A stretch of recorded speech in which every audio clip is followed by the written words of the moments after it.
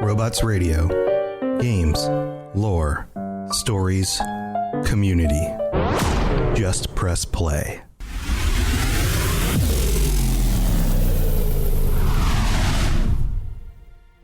Welcome to the Fallout Lorecast, the podcast that explores the boundaries of our knowledge about the world of Fallout. Panic followed the bombs. Where social structure collapsed, so did drive and meaning. Nobody wanted to perform anymore. Even if they did, it was too dangerous. And there were more important needs at hand. To keep my craft alive, I had to create a safe place for it. A family of performers, each provided with unconditional support and protection. The show must go on, after all, even past the end of the world.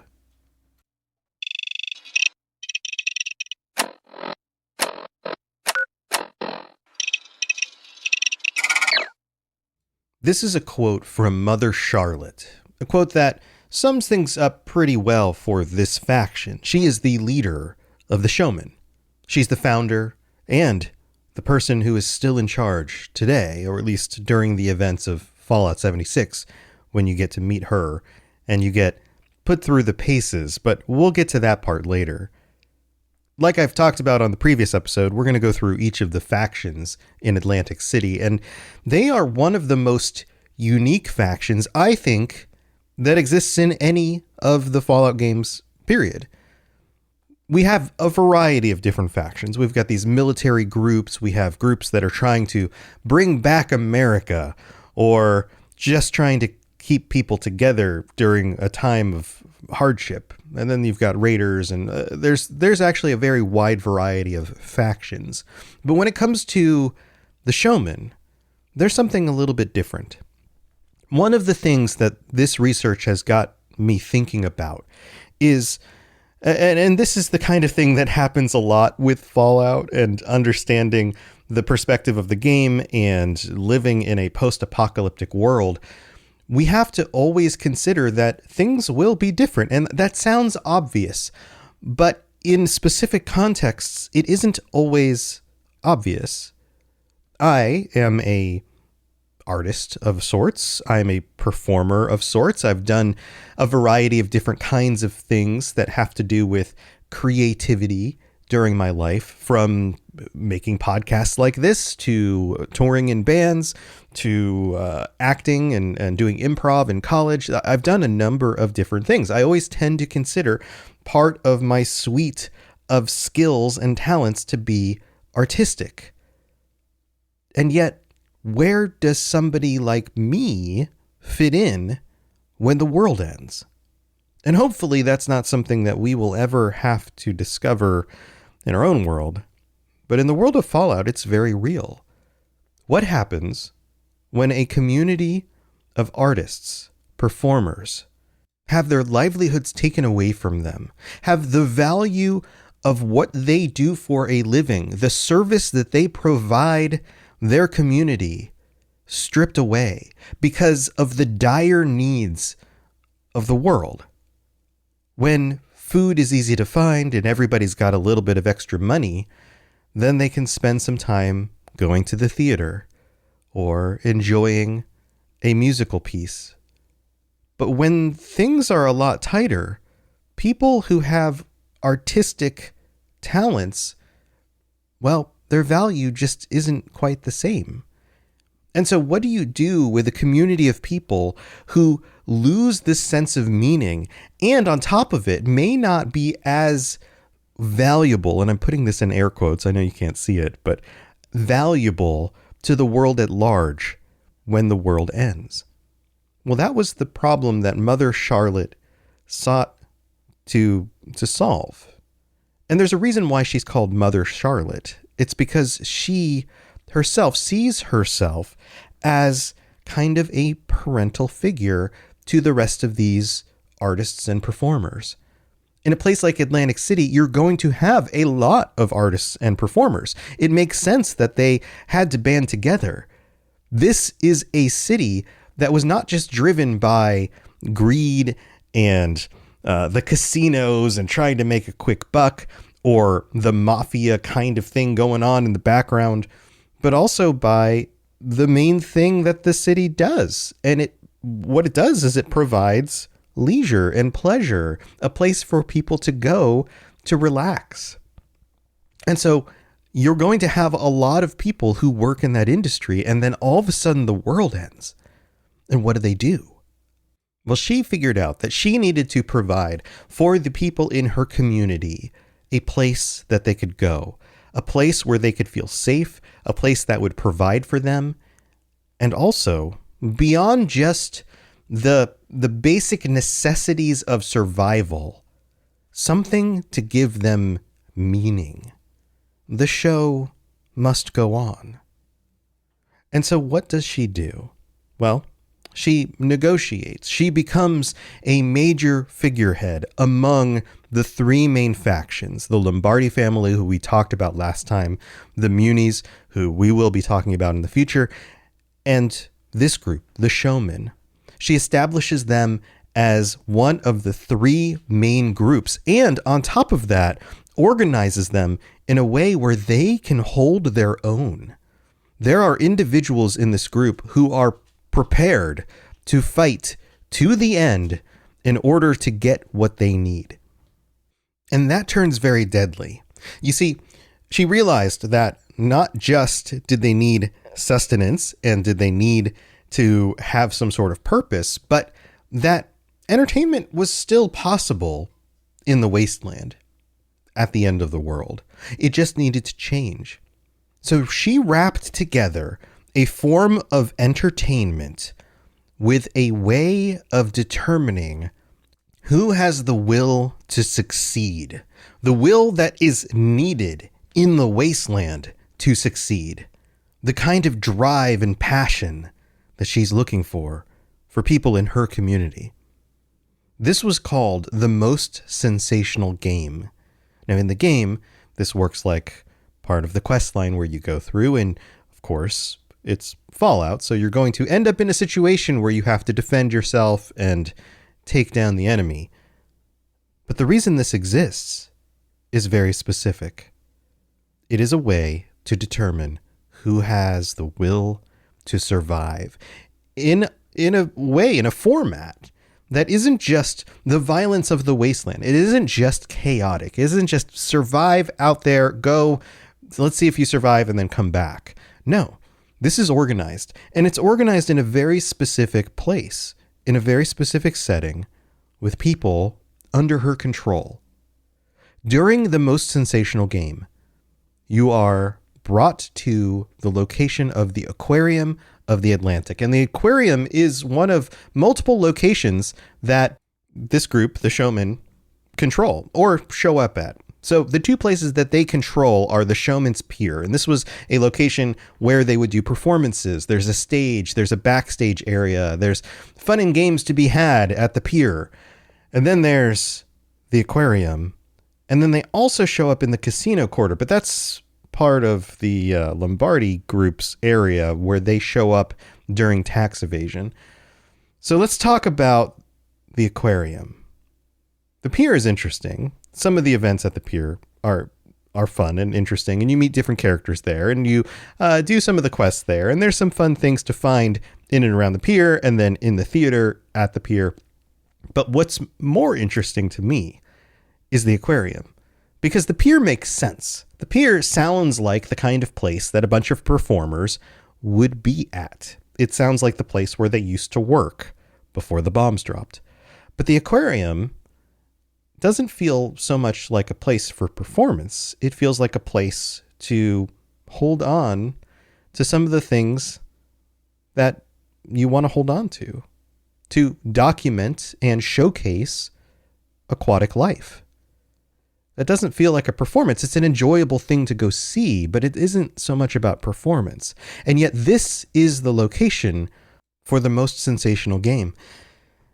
Now, before we get into the details about the pier, because there's some really cool stuff you can find if you look around the pier, which we will talk about at the end of this episode, we first need to discuss a little bit more about Mother Charlotte. I mentioned earlier that she goes by Mother Charlotte because she sees herself as a parental figure to these individuals. And she follows through with that, with these tests that she puts them through. But in kind of a psychopathic sort of way, any good parent will keep their children on a metaphorical leash, not a literal leash. That would be a problem. Well, unless they're toddlers and then you're in the store and you can wear one of those, the ones that you see people use sometimes. Sometimes maybe there's a reason to use those sometimes, but there's a metaphorical leash. This idea that you put your children out into the world, you let them take on things by themselves with a limited amount of risk and a limited amount of danger. And when they're there, you're close enough to swoop in and help when you need to. And then you extend the leash a little bit by a little bit as they get older and older, to the point where they feel confident and safe enough in their own abilities to navigate the world on their own. That's what parenthood is. It's taking a child and slowly over 2 decades preparing them for the world out there. And yet she does so in a very, very dangerous sort of way. She sees herself as the kind of person who is teaching confidence and building opportunity for her children. She is very against building arrogance or hubris. It probably comes from this place of being in the entertainment industry at all, where she has seen many performers. And when their rise of fame gets to their head and they think that they're so much better than everyone else, it is the kind of thing that a lot of people suffer. And so she comes from a perspective where she needs to make sure that that doesn't happen. She believes that this kind of situation leads to turning a star into somebody who is actually uninteresting, somebody who is drab in her language. And that makes sense. When you take somebody with a lot of potential and all of a sudden it gets to their head and they get fame and fortune, they become predictable. What do all famous people do? The same things that all wealthy, powerful, famous people do. That is predictable. That makes them less interesting. It makes them less unique. And yet what she wants is for people to be individuals. She wants these performers and artists to continue being unique and creative. And so she fights against this. She also dislikes the concept or the suggestion of using phrases like insanity because, insanity is just a box you put somebody in when you want to look down on them. So clearly she's not insane. So what do you get when you combine a lot of her children, the showmen, who have survived these tests that she gives her and kept themselves from getting too big for their britches, in kind of an archaic term for, letting it get to their head, which I think is also an archaic term, by the way. And you take these people and you instill in them the bloodthirsty competency to survive in the world, and yet they maintain a certain level of creativity and uniqueness. Well, you end up with a gang of individuals who are willing to do anything they need to, any amount of violence in order to get what they need, and yet maintain the flair of stage performers, of the common artist, where each one of them is unique in their own way. And it creates a truly unique sort of faction. Now, you could probably say something similar about, say, raider groups. Each raider group has a bunch of individuals and they're all kind of their own thing and they all look a little bit different. But they all look like raiders, right? They all have spiky punk hair and goggles and they wear metal armor or whatever, right? Because they're just gathering things from the wasteland. They don't ever seem to bathe. Yet the showmen are different. They aren't like that. They are dressed up in stage performance types of attire. They look like performers. They look like artists. And yet they are as dangerous and violent as any raider because they've been put through the tests that Mother Charlotte has given them. And maybe I'm casting Mother Charlotte in a dark light, and maybe that's just part of the nature of stating the facts about an individual like this. But you have to look at any of these characters. They have certain qualities that are considered good and certain qualities that are considered a little bit twisted. That's kind of the way these characters in Fallout work, right? Like, there's nothing wrong with wanting to be a parental figure to a bunch of people who are in need in order to provide for them safety and purpose, meaning in their lives. That is a very good, or typically seen as good, thing to do. Also, Mother Charlotte believes that everyone has potential that they can unlock. Now, that potential may turn into violence, but she's helping them survive. So, is that the worst thing in the world? She also rejects these outside factors, this idea of the muse or some sort of external motivation being responsible for the lives and the futures and the destiny of these children, of the showman. It's all on the individual. She believes, as do many Americans, this is a very American, like, it's all on you, the soldier of one, that sort of thing, that if you just pull yourself up by your bootstraps and you try hard enough, you can make something of yourself. And you can see how that could be beneficial. It teaches people that there is possibility, that they can achieve and they can do things if they simply set their minds to it.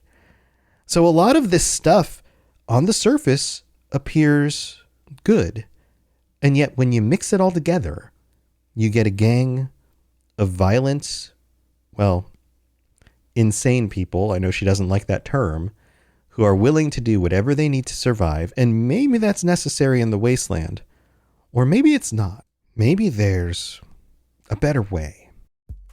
It's time for that spring reset. I'm taking a look at everything in my closet and figuring out that, oh no, this absolutely needs to go. And it's about time I replace things so that my clothes aren't older than my 15-year-old. Now, you might think that they lasted that long because they were well made, but no, they're in terrible condition. Unlike the new jeans I just got from Quince. Jeans have always been my personal go-to because you can kind of wear them for lots of different things, but maybe they're not your thing. Maybe you're looking for, 100% European linen with insanely soft flow knit activewear fabric. It's definitely getting warmer, and their flow knit activewear is moisture wicking, anti-odor, and soft enough that you'll actually want to wear it every day. So pick out what you want. You can't go wrong because they have prices 50 to 60% less than similar brands. And like I said before, they are high quality. I continue to wear their clothes all the time, and I know that these new jeans are going to last me a lot better than the other things in my wardrobe. And on top of it, they look great. They're so comfortable, and I spent just as much on the jeans that I am now cleaning out of my wardrobe. So if you're looking for something better, just all around better, go check out Quince. So go do it right now. Refresh your wardrobe with Quince. Go to quince.com/falloutlore for free shipping and 365-day returns. Now available in Canada too. Go to quince.com/falloutlore for free shipping and 365-day returns. Quince.com/falloutlore. Hello there, old chap. Good to see another of General Atomic's finest, still eager to serve. All right, here we are in the middle of the show. I have some new patrons to welcome. Mothman's Hazard and Dan Baca Solo. I love it. Thank you for signing up. Patreon.com/FalloutLorecast. And I hope you're enjoying your ad-free episodes. Oh, big news, by the way. You can listen, if you are a subscriber on Patreon, there is now a subscribers feed on Spotify. So you can listen to all of your ad-free episodes and any extra episodes that end up just on Patreon on Spotify. You don't have to use a different platform. You don't have to migrate an RSS feed into some other podcatcher. It's really easy to use. I posted about it on the Patreon, so go check that out. Also, gifting is still a thing. If you'd like to send somebody a gift of a subscription or ask for one for the holidays, that is totally available to you. Also, we have some new reviews that came in, and there's a very wonderful review, and then there's this one. This one's from Wolfface, Mr. Wolfface Wolf. The wolf faces are emojis in the US, who writes, Purple Devil this is the other person's name that they're quoting here. Purple Devil, skull and crossbones, frowny face emojis, review. Their review is perfect. And then Purple Devil, skull and crossbones, frowny face, wrote, S tier, as an NCR soldier patrolling the Mojave almost makes you wish for a nuclear winter. Well, not with this. This amazing podcast managed to get Boone through his wife's death, as well as entertaining Jason Bright in The Great Beyond, and also managed to get Joshua Graham through his burning at the hands of the Legion. Thanks, Tom. This is my favorite ever podcast. Anyone who says otherwise, I'm sending Cazadors and Deathclaws to your house. Shout out Mr. Wolf. Happy trails, partner. He added that in after Mr. Wolf said that their review is perfect. Thank you so much to both of you. That is hilarious. I love when there's synergy between reviews. Very creative.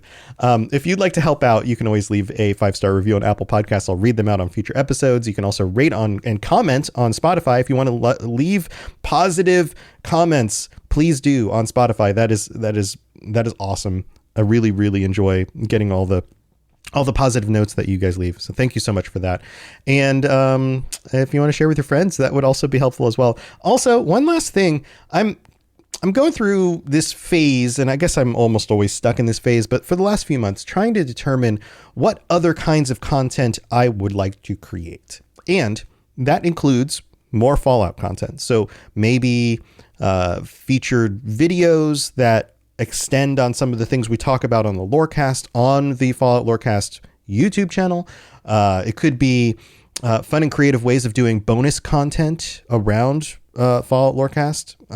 If you have ideas, if there are things that I, for some reason, am just not noticing that people would be like, oh, that would be really cool for you to do this, please let me know. Jump on the Discord, send me an email, whatever. Find a way to reach out to me. Let me know what you think. There's a channel on the Discord. That's probably the best way to do it. Or you can comment on one of the posts on Patreon if you're on there. So anyway, just wanted to throw that out there, that I'm open to new ideas and suggestions, and I would love to give you all more of the stuff that you enjoy. So thanks for being here. Thanks for being a part of the community. All right, let's get back to the rest of the details about the Showman. Here we go. If you have any questions about Nuka World, I'd be delighted to answer them. All right, so that is Mother Charlotte and the Showman, and I'm this is one of the conversations that pops up in the community all the time, is which faction is the best, or which one would you want to be a part of? On the surface, I'm like, oh, the Showman seemed cool. A bunch of artists getting together, trying to, protect themselves, survive, build a place for themselves in the wasteland. And then you look at the details of the things they go through, and surviving the game. That's that by itself. The most sensational game. I mean, you're going to go through it in the game. I recommend playing through this section of Atlantic City's story, and you end up having to defend yourself against a bunch of people. It's kind of it's just one of those situations where you end up murdering a few dozen people in order to survive yourselves who happen to be showmen. I don't know that that's sustainable in identifying potential future showmen. There's some logical problems there, but also not sure that's the faction I would want to be associated with.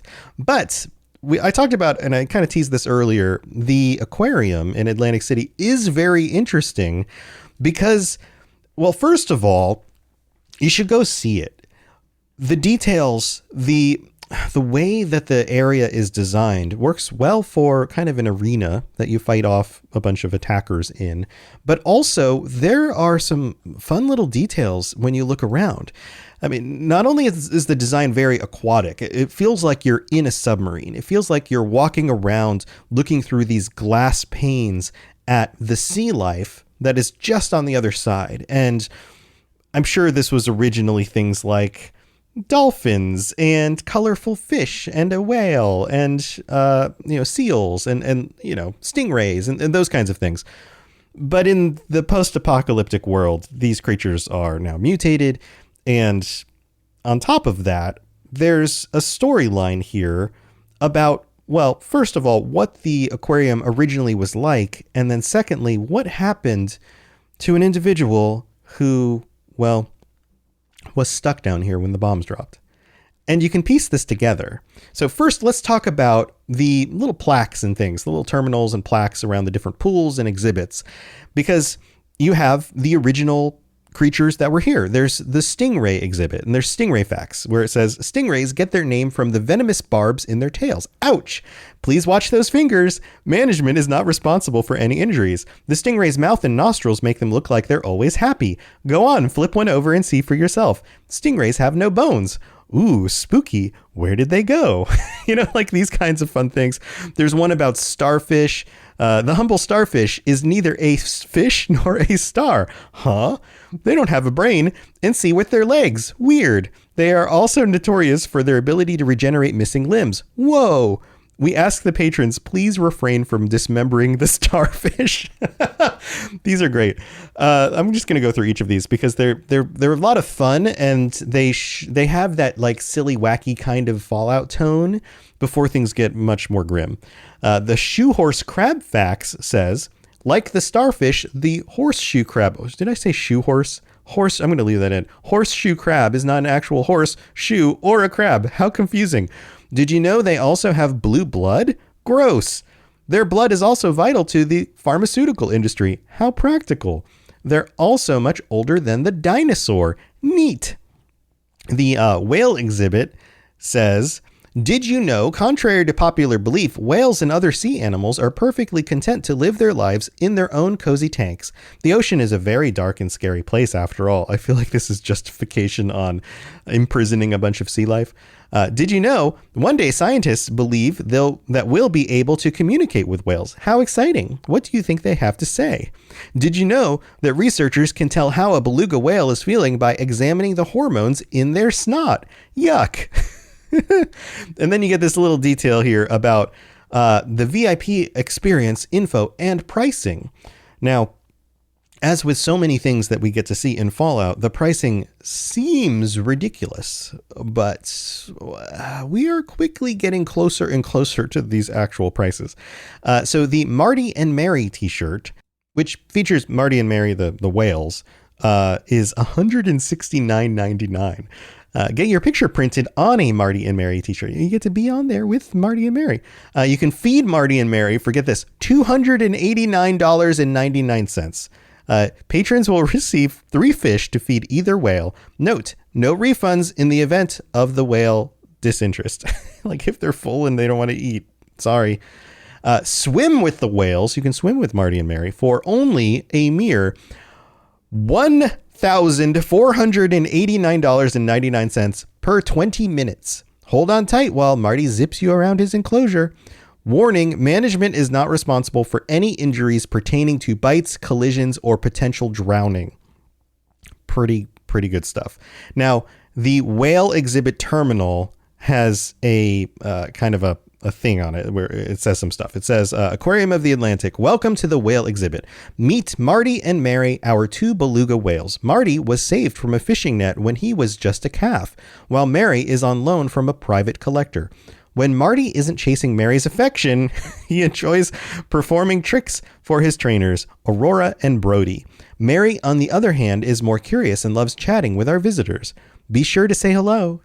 So the tone of this location is so silly and just kind of happy, and it's clearly the tone of, I don't know, some of the things that you see in the world before the bombs drop. But that tone quickly changes. Well, I mean, it changes suddenly when the bombs drop because an individual, one of the workers at this location, was stuck. So here you go. There's a note, and you can find a number of these notes. We're going to go through each of the notes. There's a note that is titled Trapped. It says, guess I'm trapped down here. Tried to do the honorable thing by making sure everyone else got back to the surface safe and sound, but now I'm stuck. Damn elevators won't move. Tried everything I could on my end, but must be a problem up top. Oh well, only a matter of time until someone finds me. This place is pretty well stocked, so I'll be all right. That might be the first one. I'm not sure exactly about the order, but that might be the first one. There's another one called Still Trapped. It says, still have no idea what's going on up top. Being this far underwater means we don't get any radio reception. No word on any of our comm systems either. I'm just glad Aurora made it out. If anyone comes back for me, it'll be her. Until then, I'll keep taking care of Marty and Mary and as many of the other animals as I can. Good thing we just stalked the auto feeders. All right. Still trapped.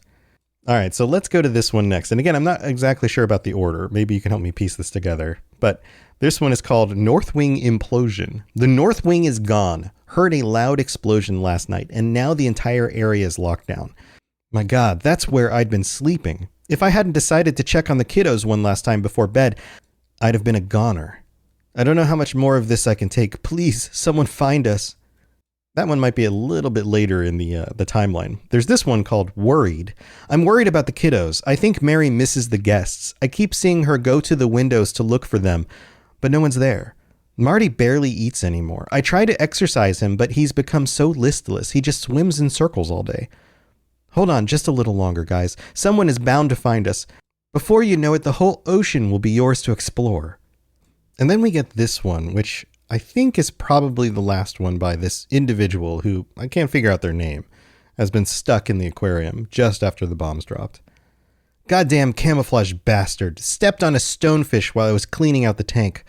Hurts like hell. And the anti-venom isn't doing shit. Been 3-4 days now? At this rate, I'm not going to last another night. Marty was just telling me he fixed the elevator, though. Pretty smart for a guy with flippers. Once I get back to the surface, I'll come back for you guys, I promise. So, hallucination is setting in. It may have to do with the venom in this individual's body. And that's probably the end there for them. But there are two other notes. These notes can be found in the VIP section or near Mother Charlotte. Now, these are clearly by Mother Charlotte. These are not by this other individual. This one is called The Lone Vulture, and it says, "A vulture has come to my city. He does not kill, but shepherds prey to their death. For what feast would there be in a quick and easy demise? No, for him the feast is their struggle. Dessert is when the last glimmer of hope leaves their eyes." Now, remember her feelings about being called insane?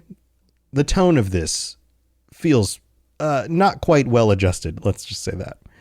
He has yet to find his place. It's different here in the city, where a semblance of order keeps the ignorant populace at peace. Yet he has come here, and thus with a reason, searching, yearning for a nest to call his own.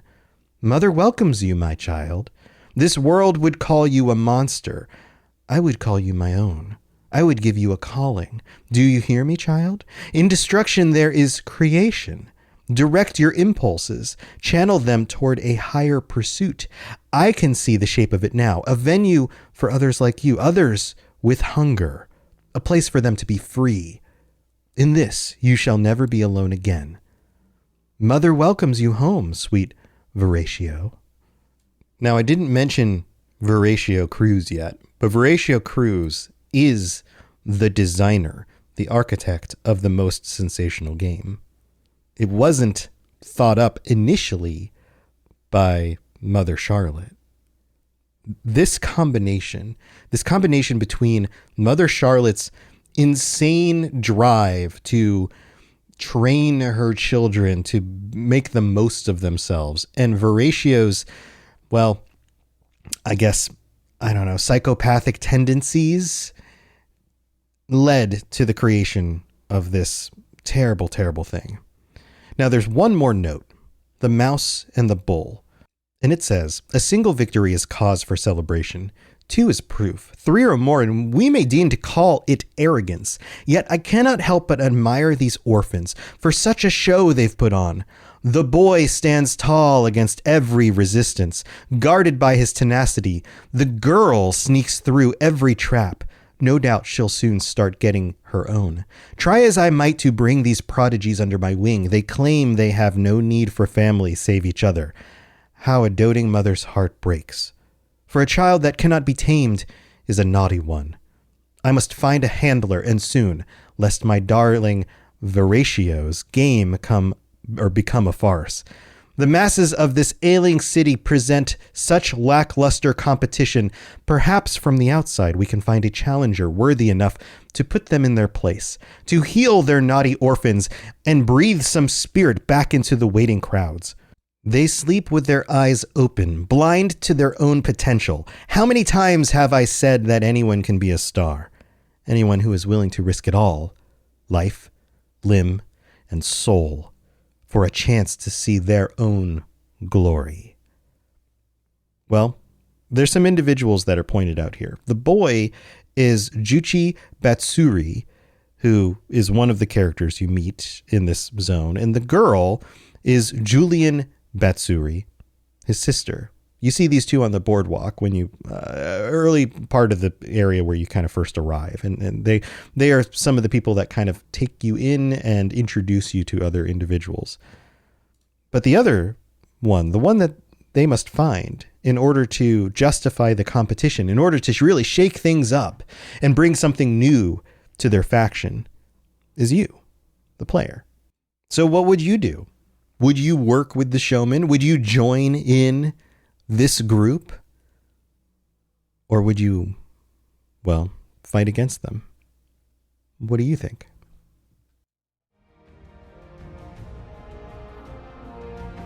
To plug into everything else we're doing, check out robotsradio.net. Reach out to me on Twitter at robots_radio. Check out the Robots Radio Rocket Club, where you can join me and a bunch of our other creators creating your podcast, starting a new podcast, or helping your current podcast grow. There's more information about that on robotsradio.net as well. And you can always talk with us and the entire community, over 2,000 people on the Robots Radio Discord. Come join us. We'd love to chat with you. See you guys next time.